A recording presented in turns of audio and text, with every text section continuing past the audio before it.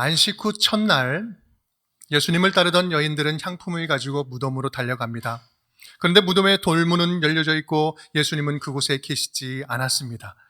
예수님은 없고 그 무덤 앞에서 천사 둘이 나타나서 그는 여기 계시지 않고 말씀하신 대로 살아나셨다라고 이야기를 해주죠. 그렇게 그들은 예수님의 부활하심을 처음으로 목격하게 됩니다. 그 여인들이 제자들에게 이 사실을 전할 때 사람들은 믿을 수가 없었습니다. 그리고 베드로와 몇몇 제자들은 열심히 달려가서 무덤을 확인해 보니 시체는 없고 세마포만 남겨져 있는 것을 보게 됩니다. 조용한 아침이었지만 뭔가 새로운 역사가 시작되고 있었습니다. 제자들의 입장에서 볼 때 자기들 눈앞에서 예수님이 십자가에서 죽으신 것도 충격적인 일인데 예수님의 시체가 무덤에 없어졌다라는 그 사실은 혼란 그 자체였습니다. 물론 예수님께서는 이전에도 부활에 대해서 계속해서 말씀을 하셨지만 역사 속에 전무후무했던 부활 사건을 곧바로 실감하기는 참 힘들었을 것입니다. 이것을 요한복음에서는 이렇게 표현하고 있습니다. 20장 9절 말씀, 그들은 성경에 그가 죽은 자 가운데서 다시 살아나야 하리라 하신 말씀을 아직 알지 못하더라. 제자들은 흩어지기 시작했습니다. 각자 자기 살 길을 찾아 떠나가려고 했던 것 같습니다. 엠마오로 가는 두 사람 역시 그들 중에 하나였습니다. 그들은 안식 후 첫날 그날에 엠마오로 내려갑니다. 우리 12, 13절 함께 읽어볼까요?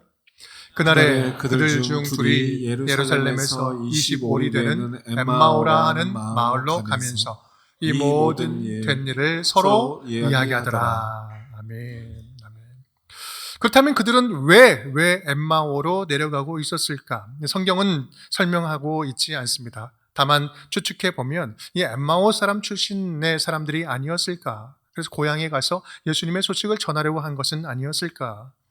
정확하게는 알 수는 없지만 우리가 여기서 정확하게 알 수 있는 것이 있습니다. 그것은 바로 지금 그들의 마음, 그들의 발걸음, 그들의 방향을 누구는 알고 있었다? 우리 부활하신 예수님은 정확하게 알고 계셨다라는 말씀입니다.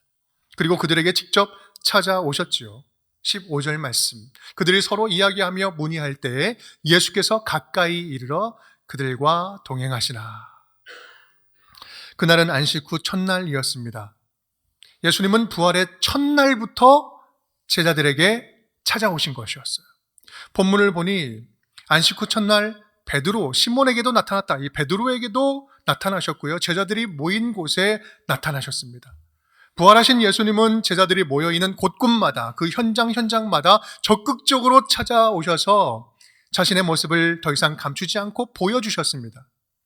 오늘 부활절 아침 실에 빠진 제자들에게 적극적으로 나타나 만나주신 예수님은 오늘 저와 여러분에게도 적극적으로 찾아와 만나주고 계신 줄 믿습니다. 엠마오로 가는 두 제자에게 일어났던 믿음의 부활의 역사가 오늘 저와 여러분에게도 다시 시작될 수 있기를 주님의 이름으로 축복합니다. 두 사람의 이야기부터 좀 시작해 볼까 합니다. 13절에서 그들 중 둘이라고 이야기를 하는데 그렇다면 지금 그들이 누구일까요? 9절의 말씀 좀 앞으로 거슬러 올라가 보면 여인들이 예수님의 그 빈 무덤을 보고 와서 전하고 있죠. 무덤에서 돌아가 이 모든 것을 11사도와 다른 모든 이에게 알리니. 지금 그곳에 한 곳에 모여있는 자들에게 여인들이 알리는 거예요. 그곳에 있는 사람들, 연속되는 본문이에요. 예수님 죽음 이후에 한 곳에 모여있던 사람들이었습니다. 이 두 사람은 12제자는 아니었지만 열성적인 예수님의 제자들이요, 충성스러운 이 말씀의 추종자들이었습니다. 그들은 상실감으로 가득 차고 지금 모인 그곳에는 허무한 침묵만이 흘렀을 것입니다. 예수님께서 죽은 지 3일째 되던 날 이미 흩어진 자들도 많았고 오늘 주인공인 두 사람도 예루살렘을 떠나서 엠마오로 갑니다. 그 중에 한 사람 이름을 성경은 이야기하고 있는데 글로바라고 이야기를 합니다. 이 학자들은 요한복음 19장 13절을 근거로 해서 이 십자가에 달리실 때 그 밑에서 예수를 바라보고 있던 여인들이 있었는데 바로 예수님 어머니 마리아, 그리고 또 다른 마리아, 글로바의 아내 이렇게 표현되는 마리아가 있습니다. 그 사람을 동일인으로 우리가 보는데 그것이 사실이라면 그들은 십자가를 끝까지 따라가면서 예수님을 보며 따랐던 신실한 자들, 믿음을 포기하지 않았던 자들이었다는 거예요. 그렇다면 그들의 마음속, 그렇게 주님을 따랐던 그들의 마음은 얼마나 큰 충격과 슬픔으로 가득했을까? 예수님께서 왜 그들에게 나타나셨는지 본문은 정확하게 그것을 기술하고 있지는 않지만 우리는 어렵지 않게 충분히 짐작할 수 있습니다. 생전에 함께했던 제자들의 그 슬픔과 혼란스러움과 좌절감을 한시라도 빨리 없애주시려고 하시는 예수님의 마음, 부활의 소식으로 절망스러운 마음을 한시라도 빨리 회복시켜 주시려는, 그래서 지체 없이 달려오시는 예수님의 마음 아니겠어요? 절망 가운데 빠져있지 말고 희망을 품고 다시 일어서라고 그런 간절함으로 찾아오신 건 아닐까요? 그렇게 보면 부활하신 예수님은 열정이라는 이름으로 다시 찾아오셨습니다. 부활의 소식을 1분 1초라도 빨리 알려서 그들을 절망 가운데 빠져있는 그들을 해방시켜 주시려고 말입니다. 오늘 저와 여러분을 향한 예수님의 마음도 동일한 마음 아닐까요? 사랑하는 자들아, 이제는 다시는 절망감이 너를 지배하지 않았으면 좋겠다. 여러 가지 일들로 낙심에 빠져있는 너를 위해서 이 아침에 다시 살아나는 부활의 소식을 이곳에 들고 왔으니 이제는 안심하자. 이제는 그 십자가 안에서 평안하라. 그런 주님 주시는 말씀의 은혜가 오늘 예배하는 저와 여러분에게 가득 넘치기를 기대하며 소망합니다. 그렇다면 그렇게 찾아온 예수님을 만난 이 두 사람의 반응은 어땠을까요? 처음에는 못 알아봅니다. 아니, 한참을 못 알아봐요. 16절, 그들의 눈이 가리어져서 그인 줄 알아보지 못하거늘. 저는 예전부터 이 본문을 읽을 때마다 궁금했습니다. 어떻게 예수님을 못 알아볼 수 있을까? 물론 이틀 전에 죽으신 분이 직접 나타나리라고는 전혀 상상치 못했을 것이라 그것은 이해는 되지만, 아무리 그래도 계속해서 예수님 만나고 쫓아다녔던 그런 제자들인데 어떻게 예수님 얼굴을 이틀 만에 잊어버릴 수 있을까? 그런데 예수님께서 이후에 하신 행동들을 보면 그 이유를 조금은 알 수 있을 것 같아요. 예수님은 자기를 못 알아차리고 못 알아보는 그 사이에 어떻게 합니까? 성경을 풀어서 다시 자신이 부활하셨던 부활 예수임을 자세하게 설명해 줍니다. 우리 27절, 이에 모세와 모든 선지자의 글로 시작하여 모든 성경에 쓴 바 자기에 관한 것을 자세히 설명하시니라. 그렇습니다. 그들이 못 알아본 것은요, 주님께서 의도하신 것입니다. 예수님이 자신을 밝히시려고 했으면 처음부터 짠 하고 밝히셨을 거예요. 그런데 예수님은 그렇게 하지 않으시고 충분히 부활의 복음을 다시 설명하면서 다시 깨닫게 하십니다. 그리고 결정적인 순간에 이르러서 성찬할 때 예수님을 알아보게 하시죠. 30절 31절, 그들과 함께 음식 잡수실 때 떡을 가지사 축사하시고 떼어 그들에게 주시니, 31절, 그들의 눈이 밝아져 그인 줄 알아보더니 예수는 그들에게 보이지 아니하시는지라. 아멘, 아멘. 예수님을 알아보는 순간 예수님께서 사라지십니다. 여러분, 바로 이 장면이 예수님께서 그들에게 나타나신 이유를 분명하게 알려주는 대목입니다. 예수님이 제자들에게 나타난 것은 그냥 막 반가워가지고 빨리 만나려고, 자신을 알리려고 나타난 것이 아니라 주님께서 말씀하셨던 그 부활이 사실이고 말씀이 성취되었고 하나님의 나라가 이제 예수 그리스도를 믿는 자들에게 활짝 열렸다는 사실을 확증시켜 주시기 위해서 알려주시려고 나오셨다는 말씀이에요. 예수 그리스도를 따르는 제자라 하면서도 여전히 복음이 없는 것처럼 절망에 빠진 자녀들에게 다시 그 부활의 복음을 깨닫게 해 주시려고 주님께서 그렇게 적극적으로 찾아오셨다는 말씀이에요. 사랑하는 자녀들아, 더 이상 복음이 없는 것처럼, 예수가 없는 것처럼, 부활의 복음이 없는 것처럼 살아가지 말자. 너희에게는 이미 내가 완성한 부활의 복음이 너희에게 있다. 부활은 틀에 박힌 종교적 교리가 아니라 이제 실제 우리 삶의 능력이 되는 것이다. 부활은 멀리 있는 이야기가 아니라 믿는 너희를 다시 새롭게 하는 능력의 복음인 것이다. 능력의 복음이다. 그 능력의 복음이 너희 안에 있다. 예수님은 그 부활의 능력을 깨닫게 하시려고 부활 첫날부터 열심히 찾아다니신 거예요. 그거 알려주시려고요. 열정적으로, 적극적으로, 지체하지 않고 제자들이 있는 곳마다 찾아다니시면서 다시 깨닫게 해주시는 것입니다. 누가복음 24장 36절 함께 읽겠습니다. 이 말을 할 할 때 때 예수께서 친히 그들 가운데 서서 이르시되 너희에게 평강이 있을지어다 하시니. 아멘. 아멘. 엠마의 두 제자들이 예루살렘에 도착해서 그들을 만나서 그 이야기를 하는데 바로 그 현장에 예수님이 또 오신 거예요. 마태복음, 마가복음, 누가복음, 요한복음, 사도행전, 수많은 신약의 성경 본문은요, 그 적극적으로 찾아오시는 예수님의 사랑을 분명하게 기록하고 있습니다. 예수께서 3일의 침묵을 깨고 달려오셔서 하신 일이 무엇인가? 적극적으로 달려오셔서 하신 일이 무엇인가? 그것은 바로 제자들에게 찾아와서 그들의 마음에 불을 지펴주신 것, 다시 불을 지펴주신 것, 이것이 바로 예수님께서 오셔서 하신 일이라는 말씀입니다. 32절 말씀, 그들이 서로 말하되 길에서 우리에게 말씀하시고 우리에게 성경을 풀어주실 때 우리 속에서 마음이 뜨겁지 아니하더냐. 주님께서 말씀 풀어주실 때 마음이 막 뜨거워 올랐다는 거예요. 여러분, 부활의 복음이 제대로 심겨지면 우리 마음에는 불이 타오르기 시작합니다. 부활 예수 그리스도를 만난 자들이 180도 달라진 점이 있다면 그들 안에 죽었던 믿음의 불씨가 다시 불타오르기 시작했다라는 거예요. 가만 보면 3일 전이나 지금이나 예수님도 똑같은 예수님이시고요. 이전이나 지금이나 제자들도 다 같은 제자들이었어요. 그런데 그들은 부활하신 예수 그리스도를 만난 순간부터 분명히 달라지고 있었던 거예요. 180도 다른 온도의 사람으로, 180도 완전히 다른 열정의 사람으로, 180도 완전히 다른 목적을 가진 사람으로, 사명자로 다시 태어났다는 말씀입니다. 부활 예수 그리스도를 만나 그렇게 가슴이 불타오르기 시작했던 사람들, 그 사람들은 그렇다면 그 이후에 어떻게 반응을 했을까? 어떤 행동을 했을까요?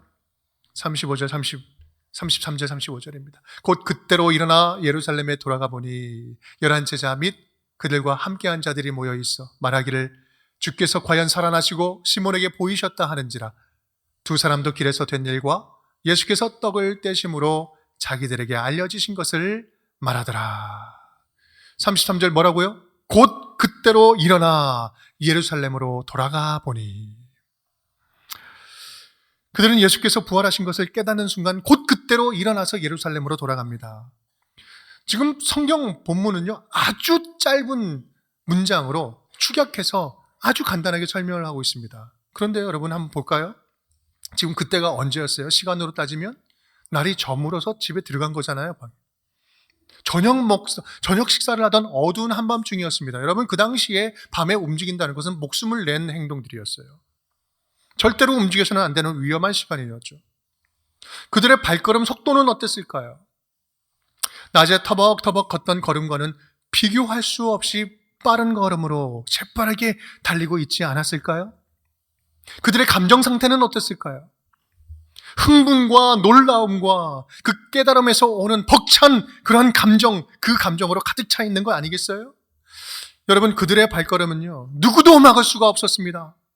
그들 안에 타오르고 있던 소망의 횃불이 그들의 어두운 밤길을 환히 비춰주고 있었기 때문에 그렇습니다. 여러분, 바로 이것이 부활의 복음이 주는 힘인 것입니다. 부활의 복음이 주는 힘인 거예요. 무엇으로도 막을 수 없는 열정, 다시 한번 완전한 새로운 삶의 목적을 가지고 힘을 가지고 달려나갈 수 있는 힘, 부활의 능력이 주는 힘인 것입니다. 그들이 구체적으로 돌아간 곳이 어디라고 이야기합니까? 예루살렘이라고 이야기를 하죠. 왔던 길 정반대로 다시 돌아가는 거예요. 여러분, 이것은 인생의 방향을 완전히 유턴하는 의미가 있습니다. 삶의 목적이 새로워지고 있는 순간이었어요. 그들에게 예루살렘은 어떤 곳이었습니까? 예수님의 흔적이 있던 곳이에요. 말씀의 은혜가 곳곳마다, 가는 곳곳마다 예수님 하신 말씀이 배어 있는 곳이었어요. 예수님과 제자들과 함께 말씀 안에서 새로운 나라, 하나님 나라를 함께 꿈꾸던 곳이 바로 예루살렘 아니었습니까? 여러분, 그렇습니다. 예수님은요, 이 제자들을 다시 돌려보내시려고 찾아오신 거예요. 다시 돌려보내려고 찾아오신 거예요. 당신의 제자들이 마땅히 있어야 할 곳으로 다시 돌아가라 라고 말씀하시는 것입니다. 여러분, 이 말씀은 오늘 저와 여러분에게도 동일하게 주시는 말씀이에요. 사랑하는 나의 자녀들아, 돌아가라. 지금 무엇인가 다른 방향으로 나아가고 있다면, 멈추어 있다면, 지금 절망 가운데 빠져 있다면 돌아가라. 네가 있어야 할 곳으로 돌아가라. 그렇다면 어디로 돌아가라는 말씀일까? 오늘 짧게 세 가지를 정리하면서 말씀을 마치고자 합니다. 첫 번째 함께 따라하겠습니다. 예수 안에서 한 몸을 이루는 공동체로 돌아가라. 예수 안에서 한 몸을 이루는 공동체로 돌아가라. 지금 그 두 사람이 돌아간 곳을 이렇게 설명하고 있습니다. 33절 함께 읽겠습니다. 곧 그때로 일어나 예루살렘에 돌아가 보니 11제자 그들과 함께한 자들이 모여 있어. 아멘. 흩어졌던 자들이 다시 모이기 시작합니다. 주님은 파편처럼 흩어진 마음들을 하나로 모으고 복음으로 하나가 되게 하셨습니다. 여러분, 믿음의 공동체가 하나가 될 수 있는 것은요, 우리 하나 되자 그냥 외친다고 될 일이 아니에요. 그렇게 외친다고 될 일이 아니라 예수 그리스도와 함께 죽고 예수 그리스도와 함께 살기로 작정한 사람들, 죽음마저도 부활로 승리하신 예수 그리스도로 말미암아 다시 믿음으로 태어난 사람들, 그 사람들이기 때문에 가능한 것입니다. 예수 안에서 한 몸을 이루는 공동체로 돌아가라. 내가 복음으로 하나 된 그 공동체 너희를 통해서 일하리라. 이것이 교회의 역사잖아요. 여러분, 주님께서는요, 여러분을 공동체로 불러주셨습니다. 공동체 안에서 온전케 해주시는 거예요. 공동체 안에서 회복시켜 주시는 거예요. 공동체 안에 있을 때 주님의 놀라운 복된 도구로 주님께서 쓰신다는 말씀이에요.